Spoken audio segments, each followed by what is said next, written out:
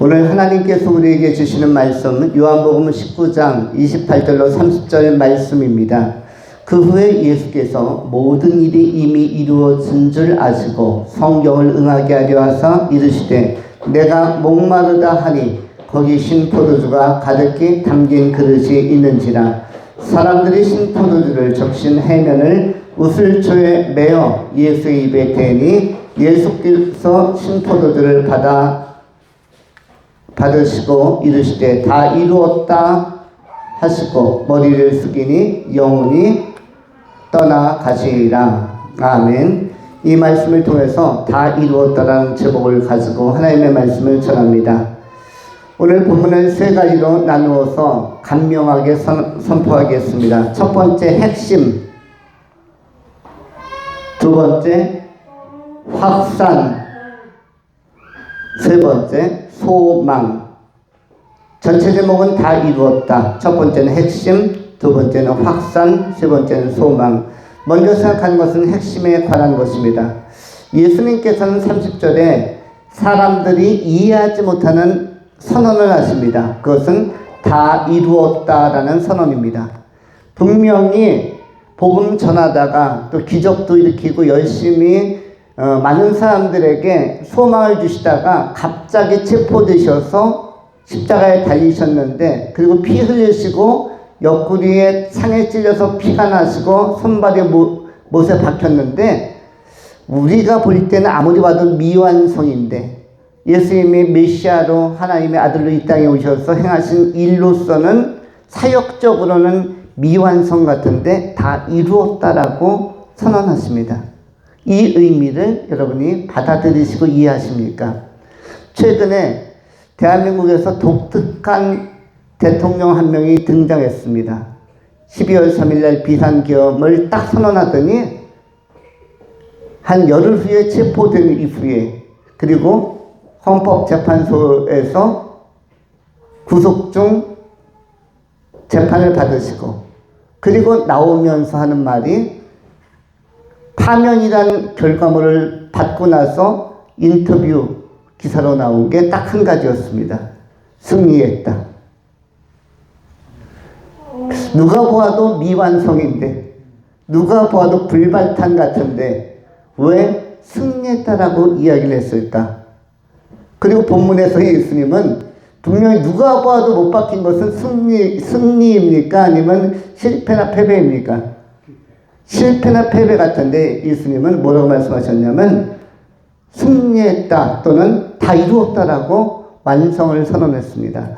그러면은 뭔가 핵심이 있을 것이다라는 것을 우리는 추정할 수 있는 것입니다. 대한민국에서 발생한 일도 앞으로 시간을 두고 보면 역사에 기여하는 핵심적 요소가 분명히 있을 것입니다. 왜냐하면 우리보다 미련하지 않은 명문 서울대를 나왔고, 서울대에서도 가장 우수하다는 법과대학을 나왔고, 그리고 수사가 정통하다는 그 요직에서 검찰총장까지 지낸 사람이 뭔가 결단을 내었다면 핵심은 잡았을 것이다. 그러나 이것을 과정 안에서는 밝히기가 미묘한 시점이다. 시간을 길게 두고 보면은 와, 그런 일이 있었구나라는 것을 나중에 깨닫게 되는, 역사의 흐름 안에서 나중에 깨닫게 되는, 물론 깨달은 사람도 있겠거니와 나중에 깨닫게 되는 일인 것처럼 본문에 나오는 것은 십자가에 못 박힌 예수의 사건은 당시에는 죽음이고 단절이고 끝, 실패처럼 보이지만, 그러나 이것은 나중에 소망을 주는 것이며 결국 부활이라는 사건으로서 새로운 의미를 시사하는 것입니다. 그러면서 선언하는 것이 뭐냐면 십자가에 분명히 못 박히고 있는데 다 이루었다라고 선언합니다. 복음이라는 것은 중요한 것은 핵심인 것입니다. 삶도 핵심이 중요한 것입니다. 여러분의 인생에 있어서도 핵심이 무엇입니까? 만일 다 이룸이라는 것은 두 가지 요소가 있는데, 첫 번째는 나 개인의 다 이룸이 있고, 또 한 가지는 예수님의 다 이룸, 하나님의 다 이룸이 있습니다. 도대체 무엇을 이루셨길래 다 이루었다라고 힘있게 선언하는가? 누가 보아도 패배요, 실패요, 그리고 의미 없는 사건 같은데도 불구하고 선언만큼은 확신이고 그리고 승리이고 완성으로 선언하고 있습니다. 미묘한 두 사건 안에서의 상관성이 있습니다. 상관관계가 있습니다. 중요한 것은 핵심이 무엇인가입니다. 우리는 우리 개인의 인생에 있어서도 미완성인 게 굉장히 많습니다. 그러면서도 여러분 개인에게 있어서도 나는 내 인생에서 다 이루었다라고 그렇게 메시지를 던지면서 인생을 살아갈 수 있는가? 분명히 우리는 미흡하거나 부족하고 그리고 수습하지 못한 것이 많음에도 불구하고 다 이루었다. 우리가 생애를 마칠 때 마지막 유언을 남길 때도 엄마는 다 이루었다. 아빠는 다 이루었다. 나는 다 이루었어 라고 여보 나는 다 이루었어 라고 이야기할 수 있는가? 그리고 친구들에게도 자네 나는 이 세상을 떠나면서 아쉬운 게 없네. 다 이루었네 라고 말할 수 있는가? 개인에게도 있는데 예수님도 오늘 본문에서 제자들 앞에서 그리고 많은 군중 앞에서 분명히 약간은 비참하게 채찍에 맞고 막 땀을 흘리고 피범벅이 된 상태 속에서 십자가에 못 박혀서 대롱대롱 매달려 수칠당하며 돌아가심에도 불구하고 다 이루었다라고 선언하고 있습니다. 본문은 핵심이 무엇인가를 붙들라는 메시지입니다. 오늘 본문에 나오는 3주에 다 이루었다는 헬라어로 테텔레스타이라는 단어입니다. 테텔레스타이. 테텔레스타이, 다 이루었다, 완성했다. 그런데 완성은 무엇을 완성한 것인가? 핵심적인 것, 목적했던 것을 이루었다는 것입니다. 그럼 무엇을 목적했는가? 무엇을 목적했는가? 인간의 큰 문제인 죄의 문제를 해결했다라고 예수님은 선언하고 있는 것입니다. 그리고 조금 전에 얘기했던 우리나라의 이상한 대통령, 어떻게 보면 진짜 바보 같다는 평가를 받는 그러한 대통령은 나름대로 승리를 선언했습니다. 누가 봐도 패배인데, 그리고 앞으로도 고난이 예상되는데 웬 승리? 그런데 그러면서도 다 이뤘다는 목적 전달, 자기가 내려가는 메시지가 한반도의 반향을 앞으로 5년, 10년, 20년 미칠 수 있도록 핵심을 던졌다라고 누구도 던질 수 없는, 그리고 누군가가 던져야 한다면 내가 던지겠다라고 직을 걸고 계엄을 선포했는데 이분에 대한 평가는 10년, 20년 그 반향이 길게 갈 겁니다. 그런데 그것은 국제정세안에서 한반도의 결정적인 문제, 아주 병폐적인 문제를 잡겠다라는 것인데 이것이 뭐냐면은 핵심이 무엇이었는가에 관한 것인데 예수님도 마찬가지입니다. 인류의 병폐, 한반도도 병폐가 있습니다. 그런데 인류의 병폐는 더 큰 병폐인데 무슨 병폐입니까? 죄의 병폐입니다.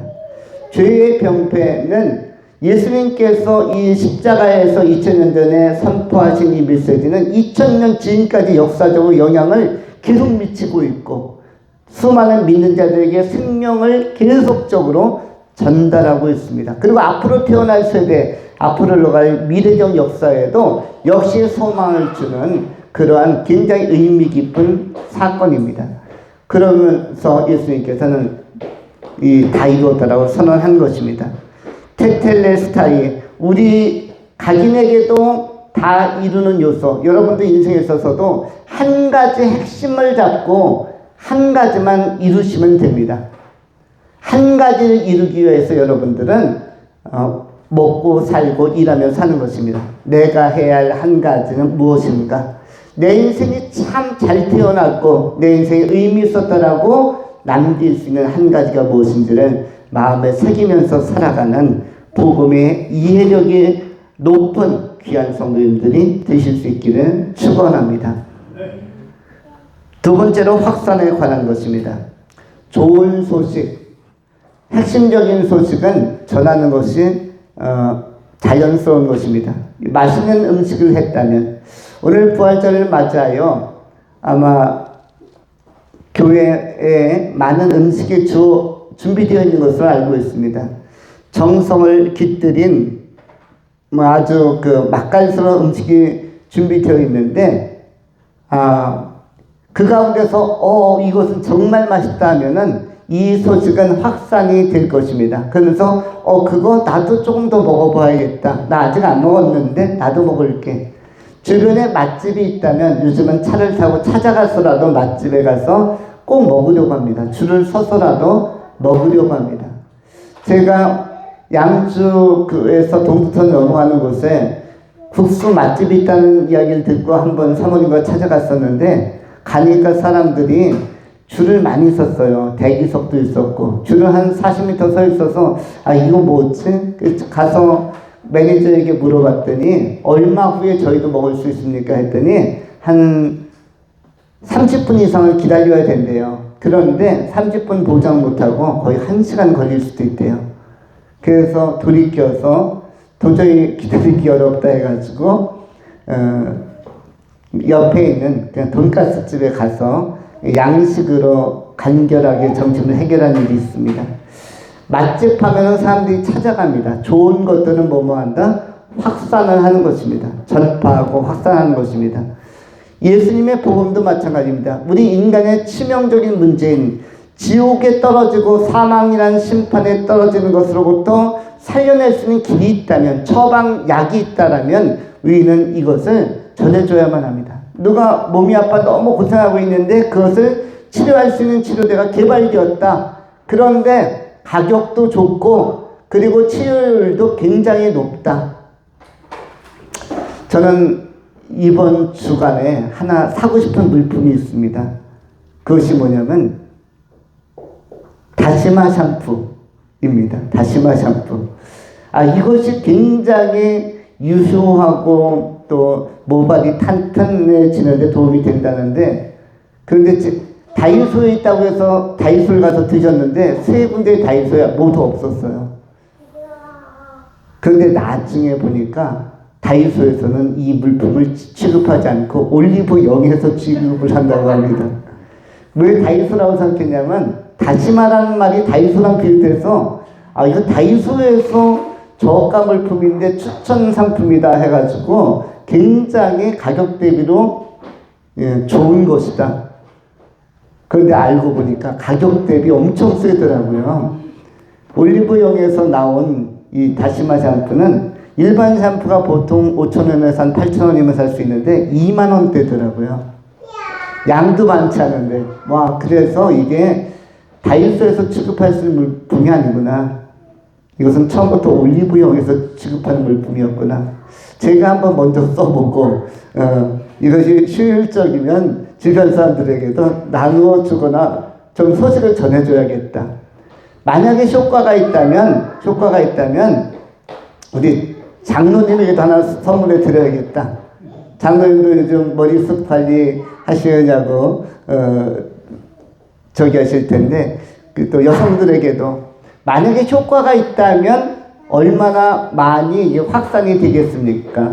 거기에다가 또 모발이 잘 자란다 하면은 우리 보니까 정치가들도 그 머리 문제로 신경을 많이 쓰는 분들도 있습니다. 어떤 분들은 머리숱이 좀 부족해서 가발을 쓰시는 분도 있고, 그런데 정말로 신약이 개발되어서 머리가 숭숭 자라난다면, 태영우라는 정치가는 처음에 한국에 귀순했을 때는, 탈북해서 왔을 때는 분명히 머리숱이 적었는데 요즘에 TV에 등장할 때는 머리숱이 아주 수북하게 자랐어요. 그런데 그런 것이 저가로 그냥 몇 번 바르면 쭉쭉쭉 자라나는 것이라면, 이런 것이 개발됐다면 확산하지 않겠습니까? 우리 가족에게도 추천해보고 너무너무 좋다. 마을에서도. 이렇게 좋은 소식은 뭐다? 확산하고 전파하는 것입니다. 전달하는 것이죠. 그런데 특별히 누구에게 전달하겠습니까? 사랑하는 사람들에게. 오늘 요한복음을 기록한 요한은 어떤 사람이냐면 사랑받는 제자였습니다. 사랑받는 제자. 예수께서 사랑하시는 제자. 오늘 요한복음 19장 26절에 나와 있습니다. 예수께서 자기의 어머니와 사랑하시는 제자 곁에 서 있는 것을 보시고, 사랑하시는 제자, 사랑하다라는 표현이 혼 에가파입니다. 헬라어로 혼 에가파인데 사랑받는 사람들, 우리가 사랑하는 사람에게는 좋은 소식을 먼저 전해주는 것입니다. 친밀한 사람들에게, 절친인 사람에게는 좋은 소식을 반드시 전달해 줘야 되는 것이죠. 혼 에가파이죠. 혼 에가파. 사랑하는 사람들, 사랑받는 사람들, 친밀한 사람들, 절친인 사람들에게 무엇을 전한다? 좋은 소식을 전하는 것입니다. 좋은 소식이 무엇입니까? 예수께서 부활하셨다. 십자가에 인류의 죄를 지시고 돌아가셨다가 운명하셨다가 3일 만에 부활하셨다라는 좋은 소식은 뭐뭐 해야 된다? 확산하고 전파해야 한다. 우리 주님께서는 이 복음을 땅끝까지 전파라고 말씀하셨습니다. 우리가 선언한 말씀처럼 예수께서 나와서 일러 가라사대 하늘과 땅의 모든 것을 내게 주셨으니 그러므로 너희는 가서 모든 족속으로 제자를 삼아 아버지와 아들과 성령의 이름으로 세례를 주고 내가 너희에게 분부한 이 모든 것을 가르쳐 지키게 하라. 가르쳐 지키게 하라가 무엇입니까? 확산시켜라. 이거 전파하라는 것입니다. 우리는 그러므로 복음이라는 아주 참된 소망, 예수의 부활이라는 기쁜 소식을 우리가 깨닫고 받은 사람들은 이것을 확산하고 전파해야 하는 것입니다. 이것보다 더 좋은 것이 어디 있습니까? 죄의 문제, 심판의 문제, 아주 치명적인 문제를, 지옥의 문제를 단별에 해결하고 해소해서 천국으로 들어갈 수 있는 이 길이 열려 있다면 이것은 당연히 확산시켜야 되는 것이고 당연히 전파해야 하는 것입니다. 물론 아무리 좋은 것도 사람들이 시간을 끌 수는 있습니다. 그 집이 아무리 맛있게 해도 나중에 가볼게. 그 냉면집 너무 맛있다는데, 그 갈비집 너무 좋다는데, 그 짜장면집 너무 맛있게 만든다는데 내가 지금은 조금 배가 불러서 또는 바빠서 나중에 한번 들를게. 그런데 나중에라도 갈 수 있게 자꾸 각인시켜주고 그리고 다시 설득하고 전달해 주어야 하는 것입니다. 아직 예수를 못 믿거나 받아들이지 못하거나 교회를 못 나오는 사람들에게도 나중에라도 꼭 올 수 있게, 인생에서도 꼭 올 수 있게, 한 번은 예수 그 집에 꼭 갈 수 있게 우리가 기도도 하고 또 격려도 하고 전파하는 것을 우리가 잊어서는 안 될 것입니다. 그러므로 너희는 때를 얻든지 하나님과 다시 오신 예수 앞에서 이 복음을 전파하라. 디모데를 통해서도 이렇게 힘있게 부탁하는 말씀을 우리가 확인할 수가 있습니다. 때를 얻든지 못 얻든지, 때를 얻든지라는 것은 뭐냐면 기회가 돼서 교회에 나올 수 있든지 또는 예수를 받아들일 수 있든지 아니면 기회가 아직 안 돼서 아직 교회에 못 나오든지 때를 얻든지 못 얻든지 복음을 전파할 수 있는 준비, 확산시킬 수 있는 이 핵심을 전할 수 있는 귀한 성도님들이 다 되실 수 있기를 축원합니다. 마지막 세 번째로 본문의 말씀은 소망에 관한 말씀입니다.